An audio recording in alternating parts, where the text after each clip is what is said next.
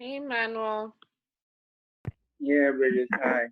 Awesome. Okay, so we'll wait for the other ones and then we'll continue. So, Emmanuel, you didn't tell me a little bit about yourself. So just briefly, I'm with Yaa W on the finance side, but in terms of background, I did Bachelor of Commerce in the University of Cape Coast. I did some CFA to boost up my financial background. I am right now in private equity with Nice. Injaro Investment. Yeah, You said you're in private equity with what? Injaro Investment Advisors in Ghana. Nice. Yeah, Okay. Well done. Do thank you you. see any ways AI is being used in your field? I think the biggest use of AI that I've thought about in terms of private equity is more on the debt side, of private debt. It's very difficult, assessing the credit worthiness of clients in Africa because Right. their financials are very difficult to even understand. Most of the time they are cooked, or they don't intentionally cook it. Sometimes they just don't know how to do it right. So Mm, the data that you need to look at to assess them based on what you've learned on how to assess credit is not mm, available. So you have to be creative around how to look at the willingness and the ability of them to pay, which I'm still yet to figure out. So maybe AI okay. can. I have some thoughts on that. I'll share it in a bit. Yes, I'll Sure. wait for everyone to come. I think we had about 12 people. So once we get that number again, I definitely want to talk about that. That's a great, great point. I will say. Yeah.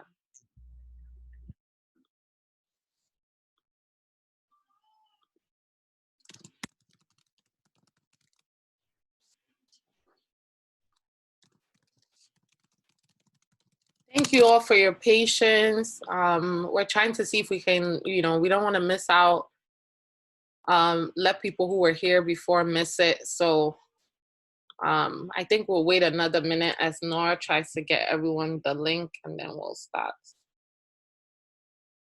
Whilst we are waiting, I don't know if you can probably walk us through the point where you were making the decision to enter data science, how you thought about it, how you started it, like the whole journey.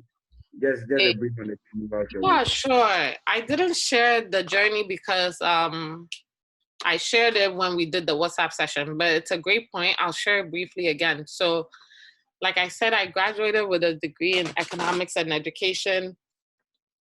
I started out my career teaching math. I was really good at it. I love math. But I wanted more because when you're a teacher, you're really confined to just, let's say, 20 kids every year, or maybe, well, in my case, it was about 100 kids every year. But I still felt like, okay, where can I have even more impact? Where can I touch more people? So I decided to go into business because I felt like that was an avenue where you have kind of a lot of free reign to impact people at an exponential amount. So I went into business. I was in Ghana for 5 years. I was mostly working with high growth startups, helping them to accelerate their businesses and things like that. Yeah, so that's my journey. Went into business, wanted to touch more people, but then I felt like, okay, how can I even impact more beyond business? And like I said, AI really allows you to exponentially touch and influence so many things. Um, and when it comes to development, I really think it'll help us leapfrog and accelerate Africa's development. So yes, that's how I got into the field. So much to YW for this opportunity. Thank you all so much for being here. I know it's like close to the end of the day, or it's already the end of the day in Nigeria and Ghana. So I really appreciate you taking the time. What I'm going to be talking about today is data science in practice, just an overview and some real world applications. I had a chance to do a chat with you, some of you. Go. I had a chat, a chance. Okay, I think some people are joining. Zena, can you please mute yourself? Thank you. Please do.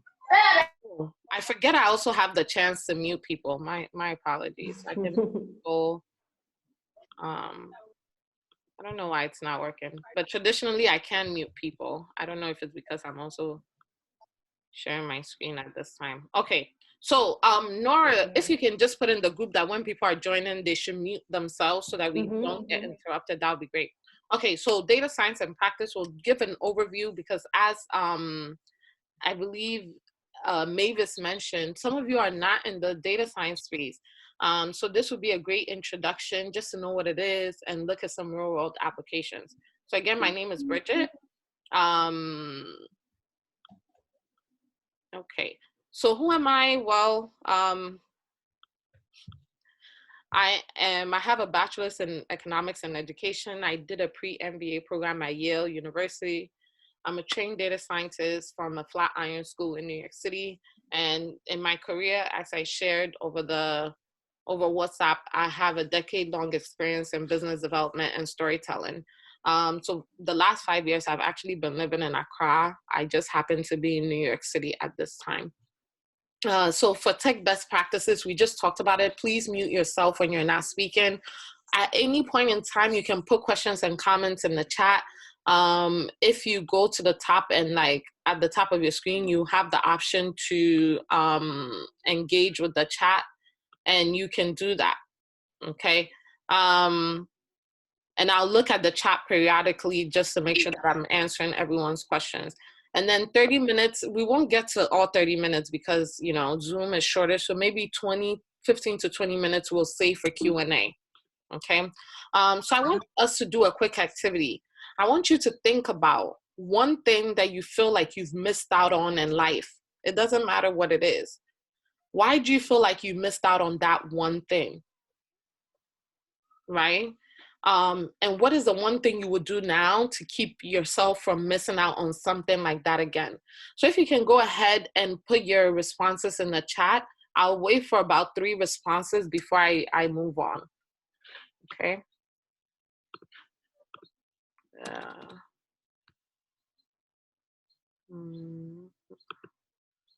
Okay.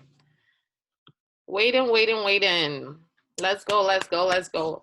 Emmanuel, I'm a teacher by training, so I'll also cold call. So if I don't see responses, I'll be cold calling people to add their responses. Emmanuel, please add in the chat. What is one thing you feel like you missed out on? And why do you feel like you missed out on that one thing? Mavis, can you also respond in the chat? And can we have Helen? Helen, can you also respond in the chat? Okay. I'm waiting on you 3. Can you type it out? Can you guys type it out? Okay. Awesome. Thank you so much.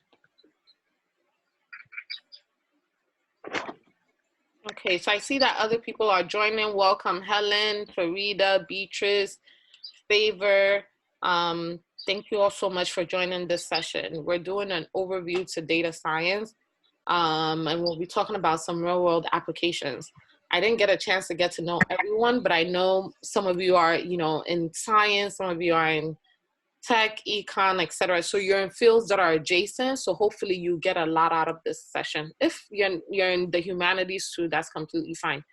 Hey, folks, I don't see anything in the chat. Oh, Nora, can you start with us just so that the group can, you know, kind of, because we have limited time. Okay, you missed a free computer programming session. Okay, I want you to talk specifically about why you feel like you missed out on that thing. Not what the thing is, but why do you feel like you missed out on that thing? Was it because it was free?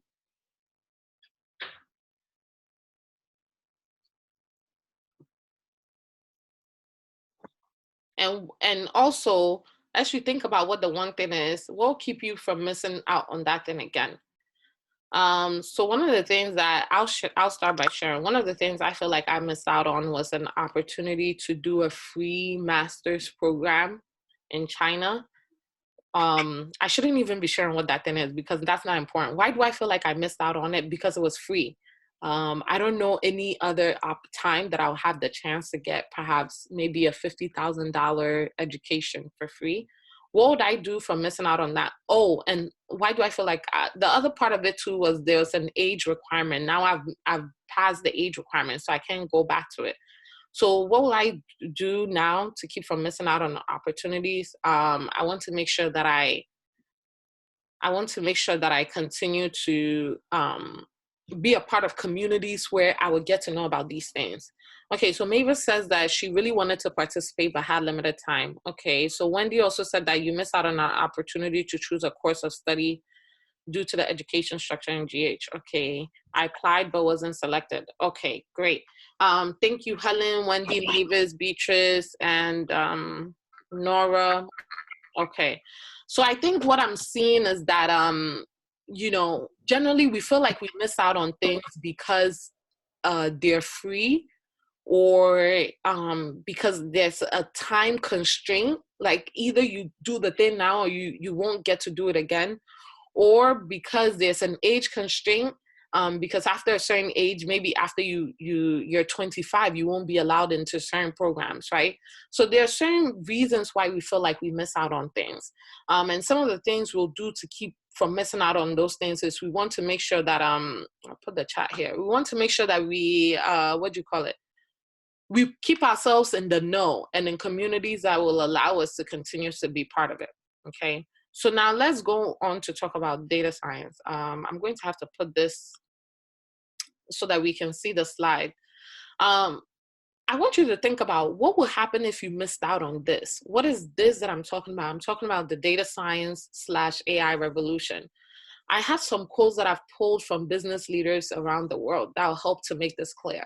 So one business leader in America, his name is Bernard Marr. He wrote the book, Artificial Intelligence in Practice. He says that AI is the most powerful technology available to mankind today. And the biggest mistake anyone can make is to ignore it.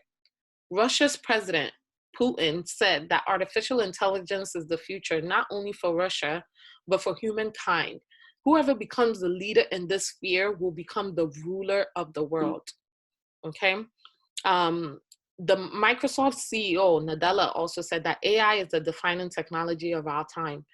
And then the US President Donald Trump said only last year that we're on the verge of new technological revolutions that could improve every aspect of our lives, create vast wealth for Americans, and open up bold new frontiers. And he was talking about AI here. So here's a country where, you know, by many metrics, America is quote unquote the leader of the world. And here's the president talking about this new frontier that will create even more wealth for Americans, right? So I want you to think about this question that I asked. What if you missed out on this? What if you missed out on what leaders from around the world are talking about, are saying will become kind of like the defining technology or the defining feature of our time? Okay, so let's talk about then data science. So I've talked about AI, what everyone is saying. I'll talk a little bit about data science and how it relates to AI in a bit. And then I'll give you some applications and let you ask questions. So when we talk about data science, it's actually an old field. It was pioneered in the 1950s in America. The pioneers, meaning the people who studied or who kind of brought up the topic, they were thinking about how do we build machines that could sense, reason, and think like people. So if you watch sci-fi movies, you're going to see there's this whole fascination with getting robots to be like us. So that's how AI started, started in the 50s. But now we have what we call the spring of AI, which is this AI revolution that's been happening since the early 2000s. It's basically because now we have improved processing power, right? So now the amount of, power that your computer, the average CPU, people are even doing data science on their smartphones. There's so much computing power, and there's also a lot of data, right? Why do we have more data now than we've had in the past? Well, it's because a lot of people are now online. So we have many, many more data points than we've had before the early 2000s when the internet became really big. Why is the field then so important? Because now we have what's called democratizing access to education, meaning you don't have to be a white man in America in order to learn data science. You don't have to be, you don't have to be the traditional science nerdy. When you think about Einstein with his hair weird, you don't have to fit any of that models. Because of the internet, we have democratized access to information. So now a lot more people from so many different backgrounds can be a part of the field, right? So when we talk about data science, we're talking about the intersection of machine learning, data processing, and statistical research. So let me see if I can use my annotation tool. So I'm talking specifically about this. That's not what I wanted to use. I wanted to use Spotlight. Okay, so I'm talking specifically about these three intersections: machine learning, statistical research, and data processing. That's what the field entails. What skills do you need to do data science? You need mathematics, you need domain expertise, you need some computer science, right? Do you need to be a computer science to do data science? No. Do you need to be a mathematician? No. Do you need to just be, let's say, a scientist or an engineer to do data science? No. As long as you have components of those three, you have the skills needed to be able to do machine learning, data processing, and statistical research, okay? And I'll take your questions on this later. Let me say this here. When we talk about AI, we're talking about only this part of data science. AI refers to the building of machines to think like humans. That's this part. But if you're a data scientist, you have to do a lot of this and a lot of statistical research before you get to this. So when you look at the research in the field, a lot of people say, oh, don't confuse AI and data science, because everyone is in love with AI, but they don't love the part of data science that is not sexy and fancy, which is the data processing. How do you get the data, clean the data, explore the data to make sure it makes sense? They don't like the statistical research, right? So it's important that in data science, you understand that before you get to the sexy part of making machines think like humans and all quote unquote think like humans and all of these things, you have to do a lot of things before you get to this third point, okay? Now, there's also this thing in the industry about the difference between like a data analyst and a data scientist. A data analyst is concerned about explaining data. So they'll do business admin stuff, collecting data from customers or collecting process data from, employees, etc. And they'll look at the data. What is this data telling me today?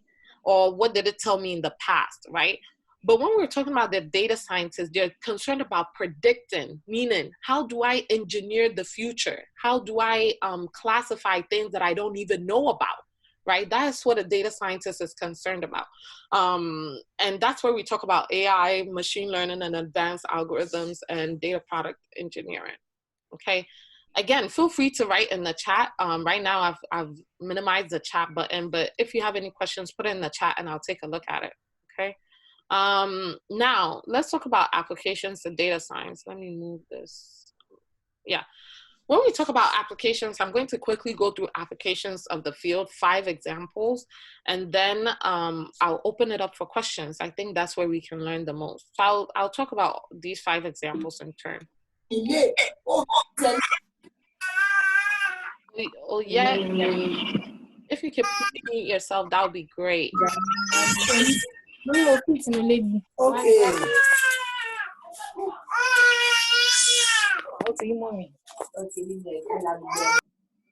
Okay, awesome. So one application of data science that we can, one application of data science that I want to talk about first is healthcare and COVID response, right? Why? Because that's what we're dealing with right now, but there's so many examples.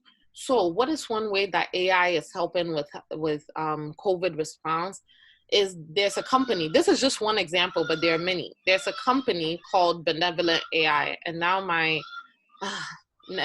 background is noisy. I'm sorry. I'm babysitting someone and she's crying. Okay, so when we talk about healthcare and COVID response, right? There's this thing called Benevolent. There's a company in Canada actually called Benevolent AI. What they're using is they're using AI, artificial intelligence, to test for potential treatments that already exist. So what does that mean? They're taking all of this data about treatments from many, many different types of disease, right? Let's say cancer, from malaria, from this, from that. In the past, people thought that malaria medicine would actually treat COVID. I don't know if you heard about that, right? Where the US president said, oh, let's use hydroquinone to treat COVID. But what they found when they did the trials was that it wasn't that effective. But when using AI, this company has been able to find that there's a drug for rheumatoid arthritis, I believe, that would actually help with COVID treatment. How do you use data to figure that out? Well, you take all of the information about diseases and their treatments, and then you sequence that, like you look at that information and you see, okay, how similar is COVID to each of these diseases, and the let's say the areas that they target, whether it's your lungs, your brain, etc. And what are potential treatments that would target the same area that that disease, that medicine already treats, right? And why is this important? Because scientists are saying it's going to take about 18 months for us to discover a vaccine. If scientists decided they were going to create a whole new treatment, it will take them years.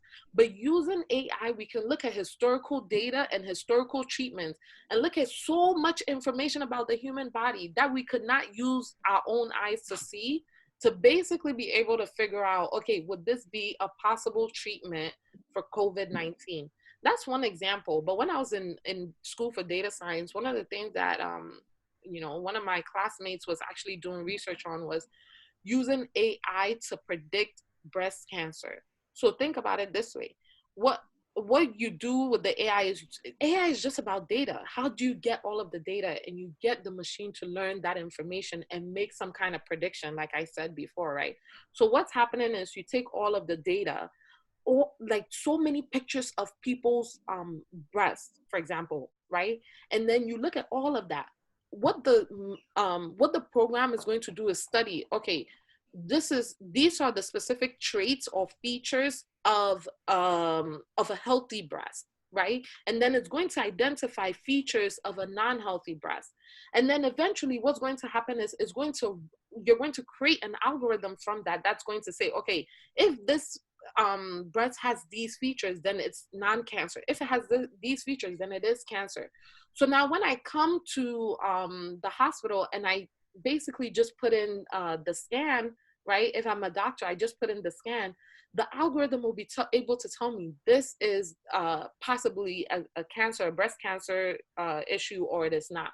Why is that such a big deal? Well, because traditionally, right, I don't know if you all have had family members or have done any research in cancer, but traditionally people have to go to at least 3 doctors before they can even confirm if they have the disease. Why? Because the human eye is very, very limited, right? So now if you have an algorithm that has studied more than 1 million, let's say, data points of human tissue, breast tissue, etc., it can make a more precise diagnosis than the human eye can, right? So those are some of the advancements in healthcare that we're seeing with data science.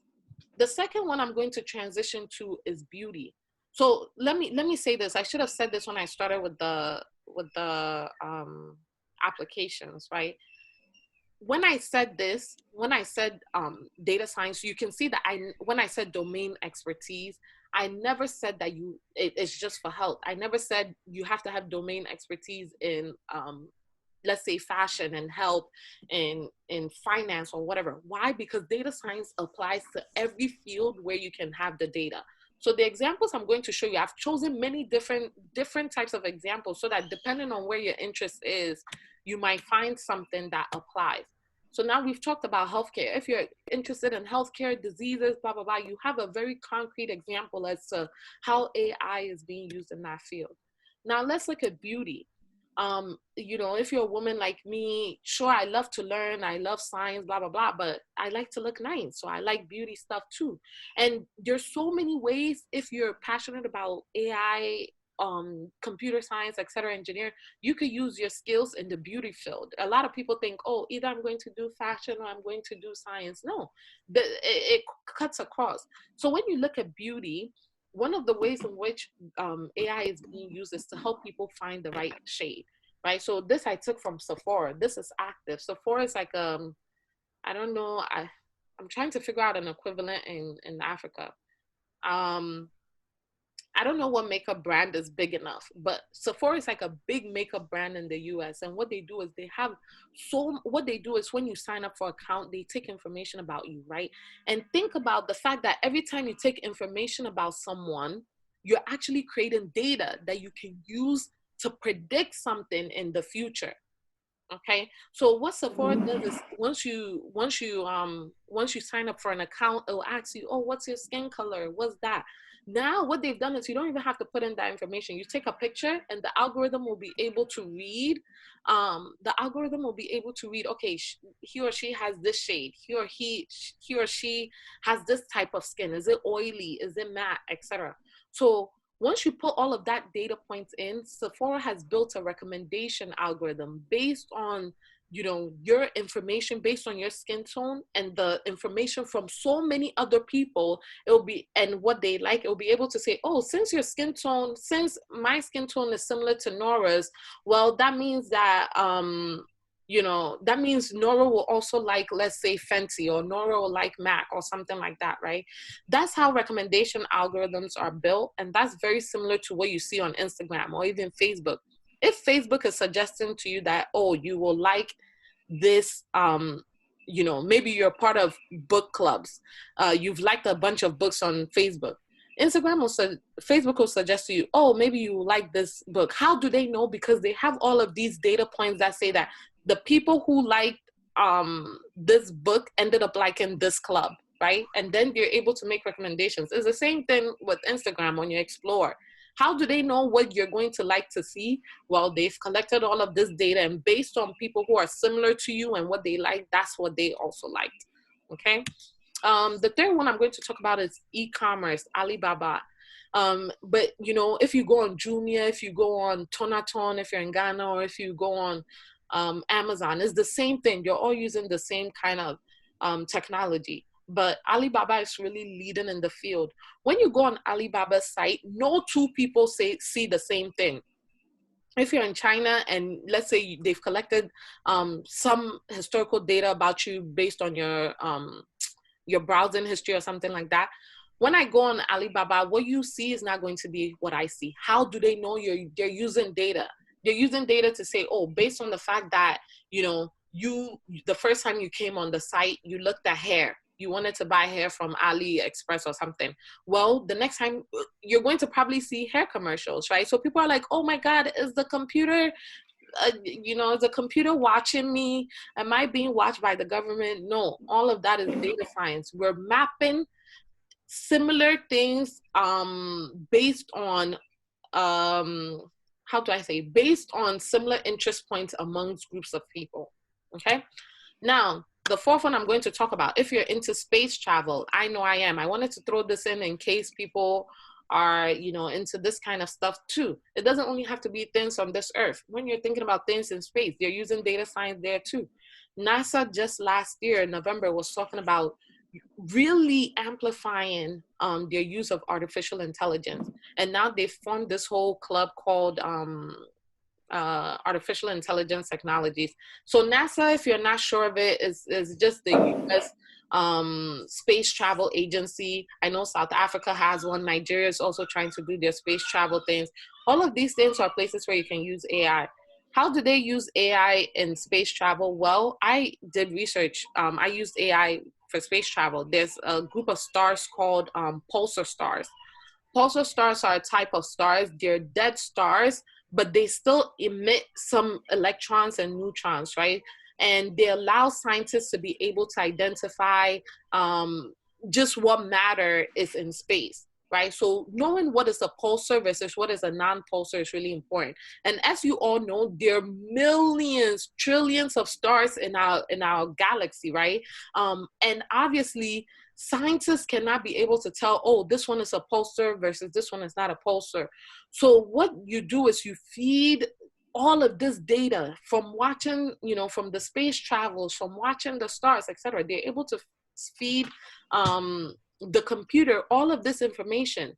And then next time, let's say, Mavis sees a star and collects this information and wants to say, oh, is this a pulsar star? in the past, what will happen is scientists will look at the thing, they'll study it for months, they can't tell. Now with computers, with data science, you just put it into the algorithm that has studied all of this historical data about its features, and it will be able to help you identify that type of star. Okay. And then the last thing I'm going to talk about is finance, because I know this is, we're focused on finance and data science here. One of the biggest uses for artificial intelligence is detecting fraud and counterfeit claims. And it's in every financial institution in Africa even uses this. How do we know that something is fraudulent? Oh, I have 10 minutes, bruh. Okay, how do we know? Did I end it?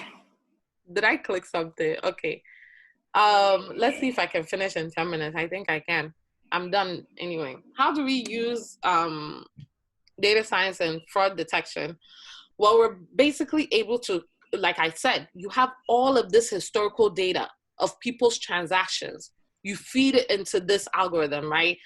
You can do a supervised or non-supervised learning, and as you get into data science, you learn about that. And what you will be able to find is, it's called a classification.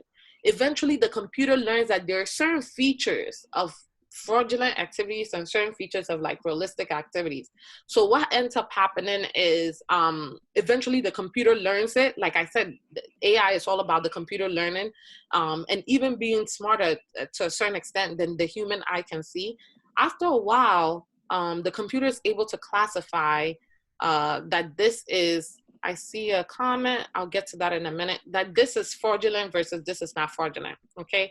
So we have a few, minutes left, but the examples are so many. I've talked about social media, but we could also talk about self-driving cars. We could talk about how AI is being used in marketing. We could talk about travel. It's being used in travel so much. Like if you're into tourism, is this flight going to be delayed? How do you do dynamic pricing? There are just so many applications, honestly.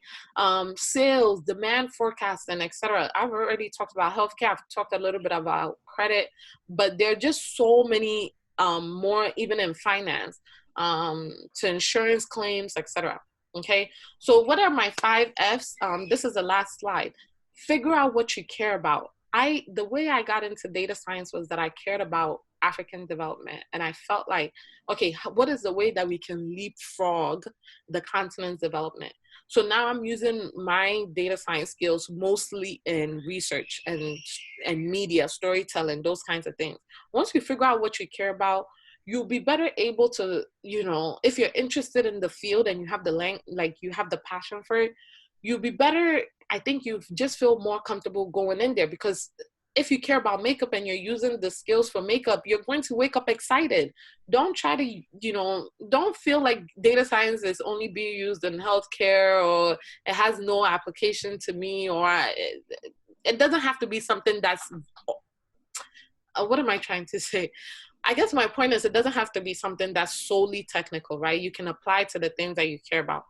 Then you figure out what tools, who's doing it in the field, what tools they're using. I'm going to rush through this, but I'll send the slide to you all. And then you find a course or project, like I said, with online learning.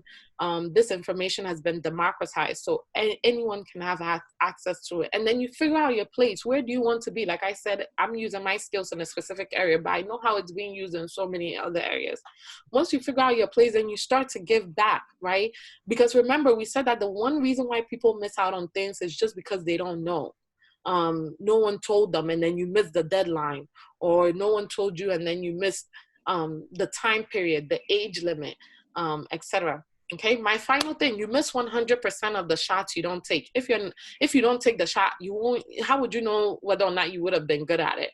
Yeah, so here's where I get to Q&A.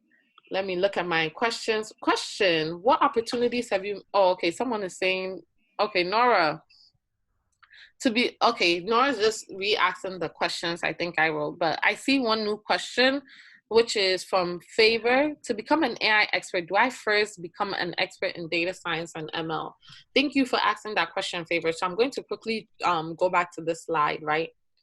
So for example, when I'm talking about my work, I don't say I'm an AI expert because my focus isn't necessarily just on machine learning. there's some roles where you're going to have where all you do is machine learning. Like I said, AI is the part, artificial intelligence is the part of the field where you're feeding the data and letting the computer learn something from it to either make predictions or classify something, right? Now with data science, you learn all of it. You learn data processing, you learn statistical research. So when you say to become an expert in, yes, I think, you know, to be able to do this, just machine learning, you have to know how to get the data and make sure the data is clean. Is the data applicable? Does the data fit the criteria? Obviously, let me say this, you know, how do I even say this? There's no way you can get all of the data that you need, right? That's why statistical research is important, because you can only, in data science, you can only sample a certain percent of the population. So you need to understand, is my data representative of what I'm trying to study? If it is not, then you have to change it, et cetera, et cetera. So I think it's very important that you have experience in data processing, statistical research, to then build yourself as an AI expert. I hope that answers your question. Okay, Wendy, was your journey to becoming a data scientist a tough one? Did you have any challenges? Yes. So I think I talked about this when we did the WhatsApp chat. I actually got into data science very, very late. In my program, I was the oldest one in my program. I was one of the oldest ones in my program. And, you know, I was coming in, like I said, I was coming into data science with a background in economics and education and experience in business development. So I didn't have any computer science background. And like I said, you need to have some computer science background because you're going to be programming in Python. Most of you are way ahead of me because most of you have some computer science knowledge. I didn't have any. So that was my biggest struggle. My biggest struggle was learning the programming aspect, learning how to program in Python. To this day, I still struggle with that, and I'm still learning that. So that's my biggest challenge. But other than that, I had, you know, I was a math teacher, so I have some experience in math. And then I have a lot of domain expertise because of what I've done in the past. Okay, we have 3 minutes, so I'll try to get to the other questions. Yes, so Mavis, I think you wrote, was the language Python? Yes. And I see there's another languaging question here. So I'll answer that before I answer Emmanuel's. Which programming languages are best to learn for data science? Yes. So in the field, most of what you see will be Python and R. Those are the two most widely used languages. But in addition to the languages, there are many, that's the thing I think that's the hardest part about data science outside of the programming. There's so many kind of tools that are used in the field. There are tools that are used for storing big data. There are tools that are used for processing. So after you learn the language, you then have to learn the tools. Are you going to learn Spark? Are you going to learn Hadoop? Those are storages for the data. If you're dealing with, like, let's say Facebook data where you have, billions of people, I think Facebook maybe has 1 billion people, I don't know. But if you have that size of data, then you need to learn how to store it, process it, then, all of that stuff before you can even get to the machine learning part. Okay, so let me get to Emmanuel. Okay, great. Yes.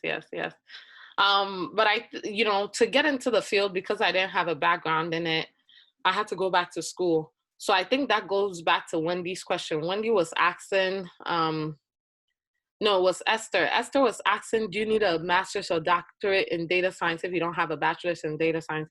I don't have my master's in data science. Eventually, I want to get it. I'm going to actually get it this year. But to get into data science, what I did was I did an accelerated boot camp program. So I was in school for 4 months, from 8 in the morning to 5 p.m. every day in class, coding. So if you don't have a degree in the field, but you want to, let's say you have a degree in economics or something and you want to get in the field, you can do a boot camp program.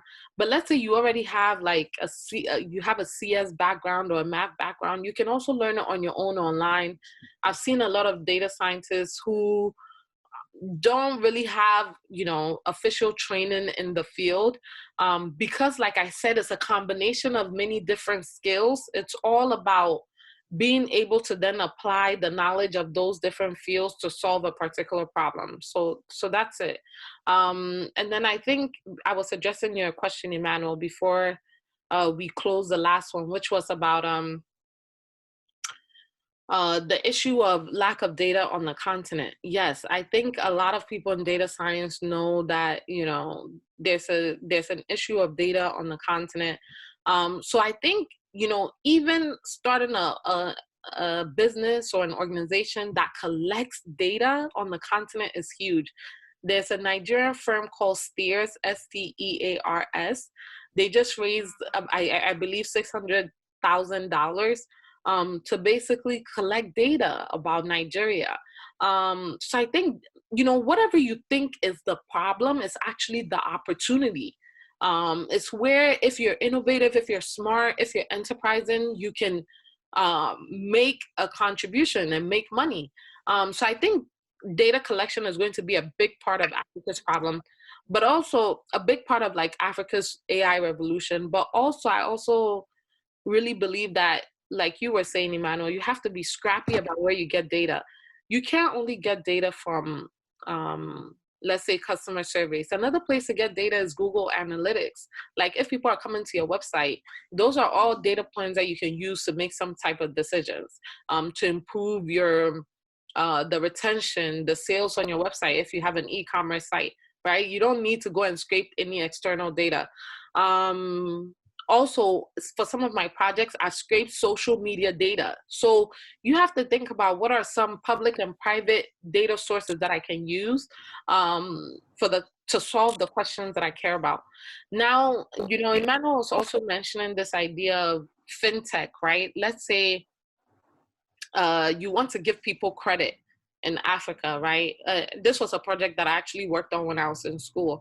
And you don't have enough data on everyone in Africa, or let's say even in Ghana alone or Nigeria, right? Let's say you have Lagos, you don't have enough data on the customer, because let's say they don't have a bank, most of their transactions are through mobile money. They don't have a bank account. So you don't have historical data to be able to determine whether they're high risk or whether they would be a good person to lend to. One of the things, Emmanuel, that I did was I looked at research from South America. What they're doing is they're using mobile money transactions to predict credit worthiness. And I think that's what really exciting for me about data science. Where can you find the information, right? If you can't find it in the traditional sense, if the financial institutions don't have it or are not useful, what else are people using that you can track data points from? Well, Momo. So now and even on the continent, places like South Africa, for people who are unbanked, they're using their mobile money transactions to predict their credit worthiness. And they found that it actually really works.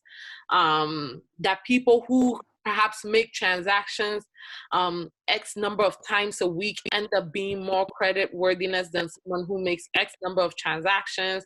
People, you know, there's so many other data points that you can gain from their Momo transactions to then be able to assess their credit worthiness. Okay, so I think I've answered all of the questions. The last one before we go, Nora, is I see a question from Helen. She sent it privately. She's from Nigeria. She has a degree in physics and has been trying to get start up a career in data science. Please, are there any scholarship programs for data science? I found a few courses, but they're expensive. I agree. I paid a ton of money for my data science program. I wouldn't advise anyone on the continent to do so. I'm going to share one. This is where you need to check. There are a lot of scholarships for data science actually for people on the continent. Why? Because they want more data scientists on the continent. So let me.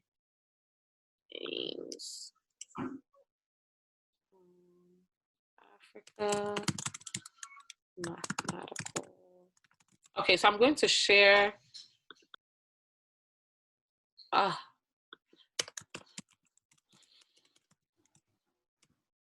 going to share where you can find the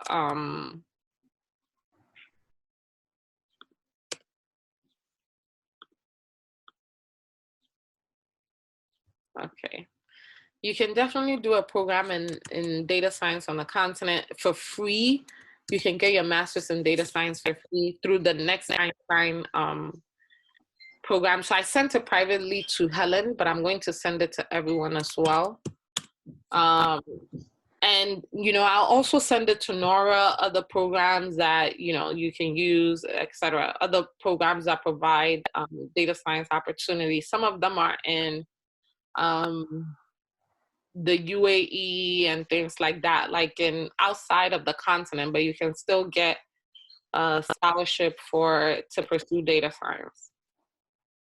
Okay. All right. So now I think we've come to the end of the session. I really hope you guys got a lot out of it. I know I was speaking very quickly, but the goal was to be able to transfer as much information as I can to you. I hope you've now seen the applications of the field to any area that you really care about. Okay, so I'm going to, Emmanuel, I'm going to unmute you so that you can go ahead. Yeah, go ahead, Emmanuel. You have something to say? Yeah, so thank you so much. I think this has been insightful, and I mean, I wanted to type this, but I usually express myself very well when I talk, so yeah. So I mean, for me, for one, I'm a lover of data science. I've always been thinking about, like, I mean, how data can help predict some of these things and how wonderful it's going to be. And then AI came on, like a next level, a next layering on it. I've read a little bit about it, trying to understand the evolution and all that.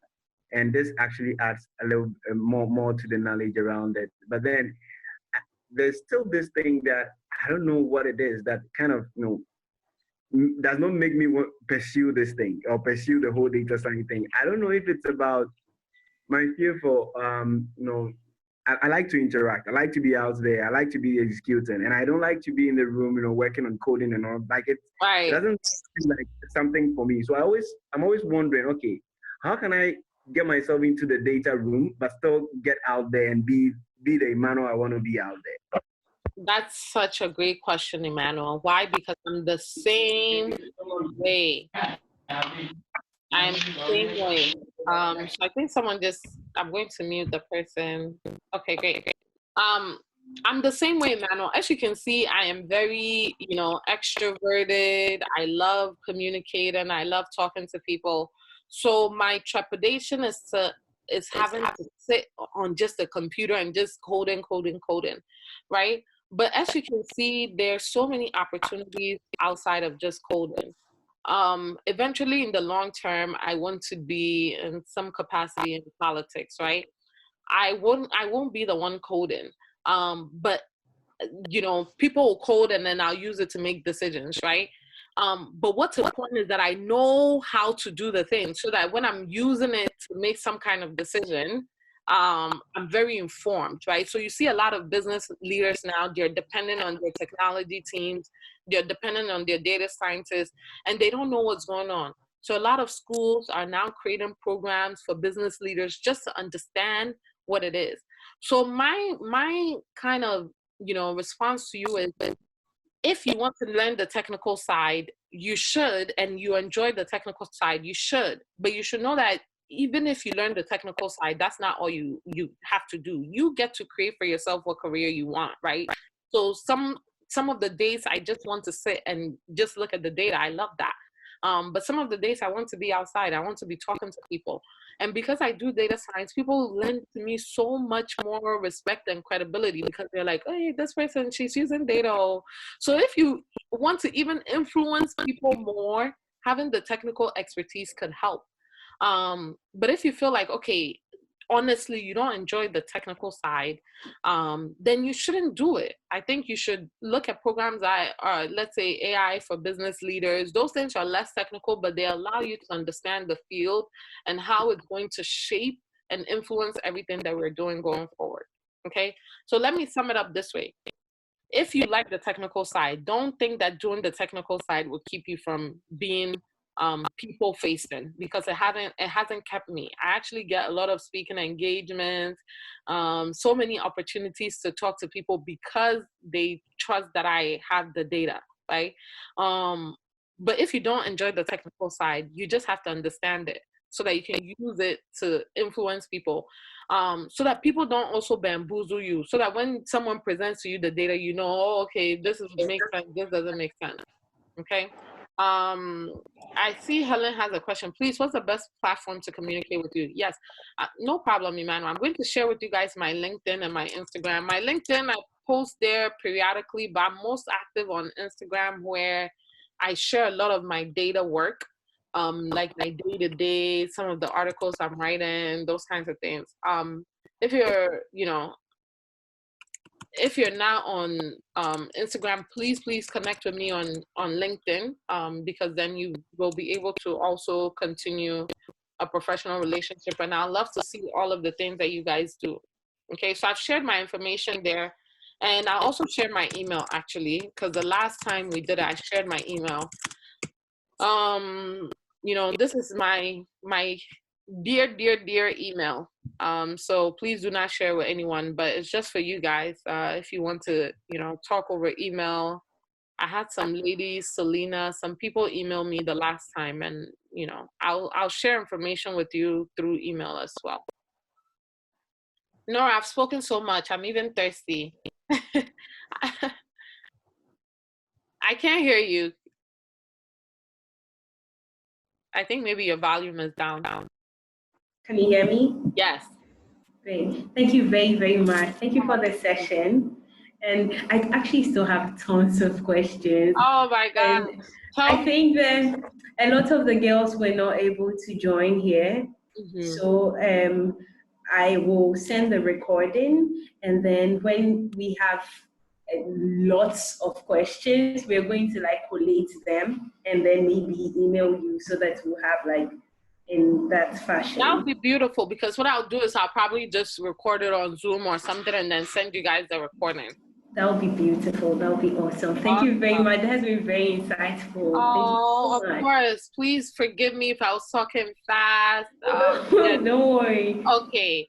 And then there were the slides, there was the video, so I'm sure it's very understandable. Okay. All right, everyone. It was so nice to interact with you all. I look forward to staying in touch. I look forward to hearing of all of the wonderful things you do. No matter what you choose to do, how you choose to do it, as long as you don't miss out on understanding where we're headed, I think you'll be fine. Okay? All right. Bye, everyone. Thanks so much, Bridget. Of course. God bless you, too. You guys are so nice. God bless you all. All righty. Bye. Bye.